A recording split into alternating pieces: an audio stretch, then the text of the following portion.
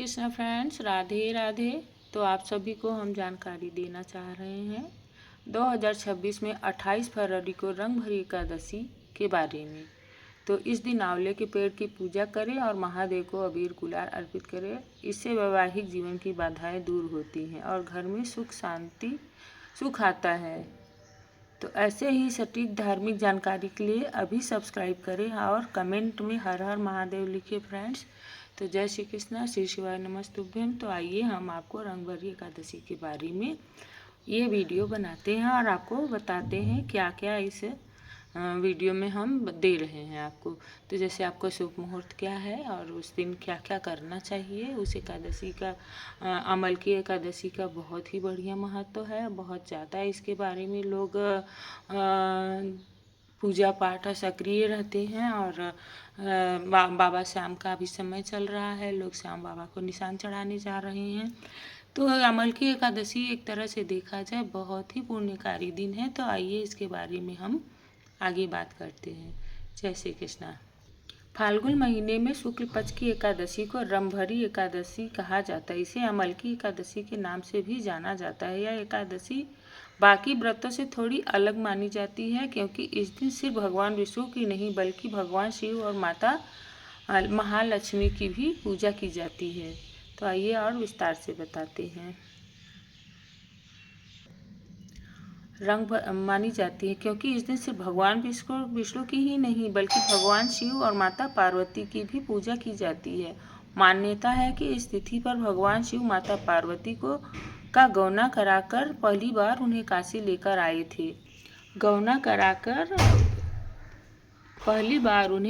लेकर आए थे। इस वजह से काशी में इस एकादशी का खास महत्व है। माना जाता है कि इस दिन व्रत और पूजा करने से मन को शांति मिलती है, घर में सुख समृद्धि आती है, मनोकामनाएं पूरी होती है फ्रेंड्स। तो ज़रूर इस एकादशी पर आप लोग व्रत करिएगा। और ये एकादशी थोड़ी अलग है इसलिए इस पर थोड़ा अलग से हम आपको विधि बताएंगे, तो आप थोड़ा ध्यान से सुनिएगा। पंचांग के मुताबिक फाल्गुन माह की शुक्ल पक्ष की एकादशी तिथि 27 फरवरी 2026 की रात 12:33 बजे से शुरू होगी और 26 फरवरी 12:33 बजे से शुरू होगी, उसी रात 10:33 बजे तक रहेगी। उदय तिथि के आधार पर रंगभरी एकादशी का व्रत 27 फरवरी 2026 शुक्रवार को रखा जाएगा। इस दिन श्रद्धालु उपवास रखकर भगवान विष्णु, शिव और माता पार्वती की पूजा करेंगे। रंगभरी एकादशी का पूजा का मुहूर्त। रंगभरी एकादशी के दिन पूजा के लिए कुछ समय बेहद शुभ माने जाते हैं। अगर इन मुहूर्त में पूजा की जाए तो फल कई गुना माना जाता है। दोपहर 12:16 बजे से 1:02 बजे तक इस समय पूजा करना बहुत ही फलदायी माना जाता है फ्रेंड्स। और ब्रह्म मुहूर्त जो है 5:17 बजे से 6:05 तक रहेगा। इस समय भगवान की आराधना करने से मन को शांति मिलती है। इस दिन व्रत का पारण कब करें, यानी रंग भरी व्रत एकादशी को खोले कब। इसका खोलने का समय है सुबह 28 फरवरी 2026 को सुबह 6:47 से 9:06 बजे तक रहेगा। शास्त्रों के अनुसार पारण द्वादशी तिथि में ही करना शुभ होता है फ्रेंड्स। तो व्रत खोलने के पहले भगवान की पूजा करके दान पूर्ण करना अच्छा माना जाता है। रंगभरी एकादशी का दान पूर्ण करने का मतलब ये जरूरी नहीं है कि आप कहीं बहुत सारा पैसा ले जाके दान करें या बहुत सारा धन अनाज ले जाकर दान करें, ऐसा भी नहीं है। आप जो भी श्रद्धा से दे सकते हैं, 1 रुपया से लेकर 1 लाख रुपया भी आप दान कर सकते हैं। तो श्रद्धा अनुसार आपको जितना कर सकते हैं उतना ज़रूर करिए। तो रंग भरी इस अमलकी को एकादशी भी कहा जाता है। रंग भरी एकादशी का महत्व। इस एकादशी को अमलकी एकादशी भी कहा जाता है। मान्यता है कि इस दिन आंवले के पेड़ की पूजा करने से विशेष पुण्य मिलता है। धार्मिक मान्यताओं के अनुसार रंग भरी एकादशी के दिन व्रत रखने और सच्चे मन से पूजा करने से पुराने पापों से मुक्ति मिलती है। साथ ही जीवन में चल रही परेशानियां धीरे धीरे कम होने लगती है। घर में सकारात्मक माहौल बनने लगता है। रंगभरी एकादशी की पूजा विधि। रंगभरी एकादशी के दिन सुबह जल्दी उठकर स्नान करें, साफ कपड़े पहन ले। इसके बाद घर में मंदिर या पूजा की जगह को साफ करें। पूजा की शुरुआत भगवान विष्णु, भगवान शिव और माता पार्वती के ध्यान से करें। सबसे पहले भगवान विष्णु को पीले फूल, तुलसी दल, धूप दीप अर्पित करें। फिर भगवान शिव को बेलपत्र, जल और फूल चढ़ाएं। माता पार्वती के सुहाग की वस्तुएं या फूल अर्पित करना शुभ माना जाता है। पूजा के दौरान ओम नमो भगवते वासुदेवाय और ओम नमः शिवाय मंत्र का जप करें। अगर संभव हो तो विष्णु सहस्त्रनाम या शिव चालीसा का पाठ भी कर सकते हैं। इसके बाद अमल की यानी आंवले के पेड़ के पूजा करें या घर में आंवले की जल अर्पित करके उसका ध्यान करें। अंत में आरती करें, भगवान से सुख शांति और परिवार खुशहाली के प्रार्थना करें। व्रत रखने वाले लोग दिन भर फलाहार करें और शाम को दीप जलाकर पूजा करें। अगले दिन द्वादशी के पूजा के बाद व्रत का पालन करें। जरूरतमंद को दान दें। रंगभरी एकादशी पर क्या न करें। इस दिन सुबह जल्दी उठकर स्नान करें और साफ कपड़े पहने। भगवान विष्णु और पार्वती की पूजा करें। व्रत के दौरान झूठ बोलने, गुस्सा और बुरा बोलने से बचें। जरूरतमंद को दान करें। मांस मदिरा से दूरी बनाकर रखें। रंगभरी एकादशी के उपाय। रंगभरी एकादशी के दिन सुबह स्नान करके साफ कपड़े पहने और भगवान विष्णु, शिव और माता पार्वती की सच्चे मन से पूजा करें। पूजा के बाद जरूरतमंद को अन्न, फल या कपड़े का दान करना बहुत शुभ माना जाता है। इस दिन आंवले के पेड़ की पूजा करें या आंवले का दान करें। माना जाता है कि इससे पुराने पापों से मुक्ति मिलती है और घर में सुख शांति बनी रहती है। जिन लोगों को पैसे की दिक्कत चल रही है भगवान विष्णु को पीले फूल चढ़ाएं और नमो भगवते वासुदेवाय मंत्र का 108 बार जाप करें। अगर घर में कलह या रिश्तों में तनाव रहता है तो इस दिन शिव पार्वती के साथ एक साथ पूजा करें और परिवार को खुशहाली की कामना करें। व्रत के दौरान झूठ, गुस्सा और नकारात्मक सोच से बचें। माना जाता है कि रंगभरी एकादशी के दिन सच्चे मन से किया गया छोटा सा उपाय भी बड़ा फल दे देता है।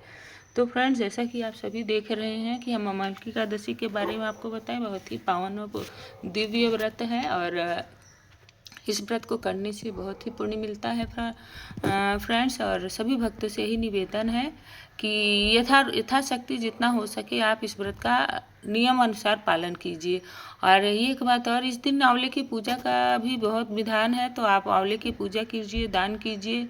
और आंवले को, क्योंकि इस दिन आंवले का उत्पत्ति हुई थी, भगवान शंकराचार्य जी ने उस दिन ये आंवले के पूजा का विधान बताए थे और आंवला का किस तरह से पूजा किया जाता है इसकी विधि विधान बताए थे। तो आप सभी को पता होना चाहिए और बहुत सारे गुरु ऐसे हैं जो बता रहे हैं, बहुत लोग इन आंवले के बारे में बता रहे हैं। तो जो उचित लगे वो वाला आप पूजा करिए और अगर नहीं तो एकदम शांतिपूर्ण ढंग से आंवले के वृक्ष के जाके जल, फूल और अक्षत चढ़ा के हाथ जोड़ के आ सकते हैं। इतना भी बहुत हो सकता है। तो आप इतना कीजिए फ्रेंड्स और हमारे वीडियो को लाइक और सब्सक्राइब कीजिए और हमारे चैनल को ज़रूर सब्सक्राइब करके रखिए, क्योंकि हम अक्सर भक्ति भाव से भरे हुए वीडियोज़ बनाते हैं और बना रहे हैं। और आप सबके लिए कोई भी जो हमसे बन पड़ रहा है, आप सबको अच्छे से अच्छे ज्ञान देने की हम कोशिश कर रहे हैं, क्योंकि जो सरल भाषा में हम बता सकते हैं वो आप सबको समझाने की कोशिश कर रहे हैं। क्योंकि बहुत हार्ड वर्ड जो होते हैं वो हमारे जो बहुत सारी फ्रेंड्स हैं जो हिंदी समझते हैं, इंग्लिश नहीं समझते हैं, बहुत ऐसे हैं जो हिंदी भी समझते हैं लेकिन सरल हिंदी समझते हैं। हाँ, हिंदी में भी बहुत कठिन कठिन वर्ड है, उन सबको नहीं समझते हैं। और हमारी संस्कृत भाषा है तो हमें संस्कृत भी ज़रूर आना चाहिए। सभी को संस्कृत, जिसे संस्कृत नहीं आ रहा है तो कोशिश कीजिए हम संस्कृत कैसे पढ़ें, क्योंकि भगवान की भाषा संस्कृत है। ऐसे तो भगवान मन की भाव को पढ़ते हैं, लेकिन भगवान की भाषा संस्कृत है और हमारी संस्कृति में भी संस्कृत ही है। तो हमारी भाषा संस्कृत ही थी, हिंदी और संस्कृत थी। तो ये चलो, हमारे भारत में संस्कृत की बहुत प्रभाव है।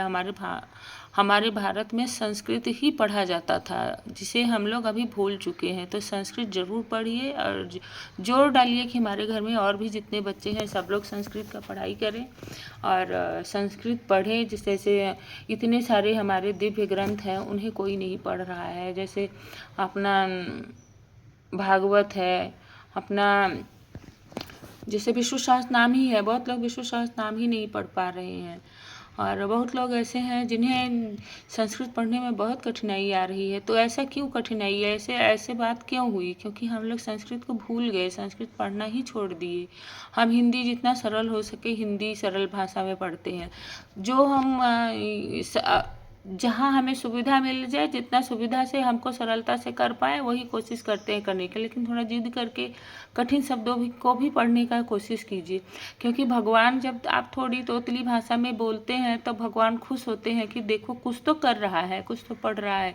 जब हमारे बच्चे बोलना शुरू करते हैं तो कितना अच्छा लगता है तोतली भाषा में, माँ पानी दो, कुछ भी, जैसे नानी, पानी को नानी बोल देते हैं या मम बोल देते हैं तो हम लोग कितना खुश होते हैं कि देखो मम बोल रहा है। तो ऐसे ही अगर हम संस्कृत भाषा थोड़ा थोड़ा करके सीखना चालू करेंगे तो हमें और अच्छा से संस्कृत भाषा आने लगेगी। तो फ्रेंड्स, ज़रूर आप संस्कृत पर जोर दीजिए, संस्कृत का पढ़ाई कीजिए और संस्कृत को समझने की कोशिश कीजिए, क्योंकि संस्कृत ही हमारी संस्कृति है। तो संस्कृत को ज़रूर जोर दीजिए। और बहुत कुछ ऐसा है जो संस्कृत में हम लोग नहीं पढ़ पा रहे हैं, जैसे नवरात्र आता है तो 9 दिन दुर्गा सप्तशती पढ़ना होता है, तो हम लोग उनमें उसमें क्या पढ़ लेते हैं, जो उसका अनुवाद किया हुआ होता है, संस्कृत को हिंदी में लिखा हुआ रहता है। लेकिन नहीं, हिंदी में जो लिखा रहता है और संस्कृत में जो लिखा रहता है दोनों में बहुत फ़र्क है। इसलिए कोशिश कीजिए कि इन सब पाठों को संस्कृत में पढ़िए। अगर आप संस्कृत में पढ़ेंगे तो उसका प्रभाव भी अच्छा आएगा। और हिंदी में पढ़ रहे हैं, ऐसा नहीं है कि उसका प्रभाव कम है कि हम आपको बोल दें और आप जो कर रहे हैं वो भी छोड़ के बैठ जाएं, ऐसा नहीं है। आप संस्कृत भी पढ़िए, हिंदी भी पढ़िए। जब तक आपको संस्कृत अच्छे से नहीं पढ़ने आ जा रही है तब तक आप हिंदी में पढ़ते रहिए और संस्कृत भी सीखने की कोशिश करते रहिए। थोड़ा थोड़ा करके जब पढ़ेंगे फ्रेंड्स, मुझे विश्वास है कि आप सबको संस्कृत पढ़ने आ जाएगा। क्योंकि हम संस्कृत पर ज़्यादा इसलिए जोर दे रहे हैं क्योंकि हमारे जितने भी दिव्य ग्रंथ हैं, जितने भी भागवत है, शिव पुराण है, बहुत तरह के है, अभी तुरंत नहीं बोल पा रहे हैं, ऐसे बहुत कुछ है जो हमारे संस्कृत में ही है। तो वो जैसे हनुमान जी का ही बाहुक हो गया और शिव जी का ही जैसे हो गया शिवाष्टक हो गया, रुद्राष्टक हो गया, शिव तांडव स्तोत्र हो गया, ये सब भी जो है वो भी संस्कृत में ही है। तो हम लोग संस्कृत नहीं पढ़ पा रहे हैं। एक दिन हम संस्कृत पर ही बहुत कुछ बोलेंगे और आप लोगों को बताएंगे संस्कृत कैसे पढ़ना चाहिए, संस्कृत के बारे में क्या क्या जानकारी होनी चाहिए और संस्कृत को किस तरह से तोड़ तोड़ के पढ़ेंगे तो हम लोग उसको अच्छा से पढ़ पाएंगे।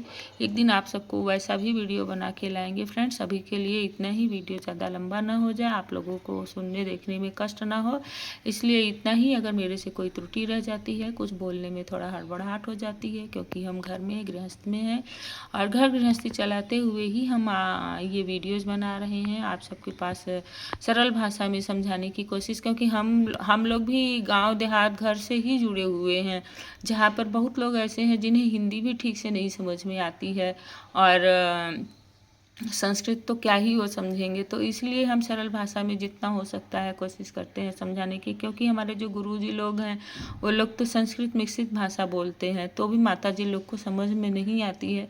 इसलिए जो भी मेरे समझ में आ रहा है हम आप सबको समझाने की कोशिश कर रहे हैं।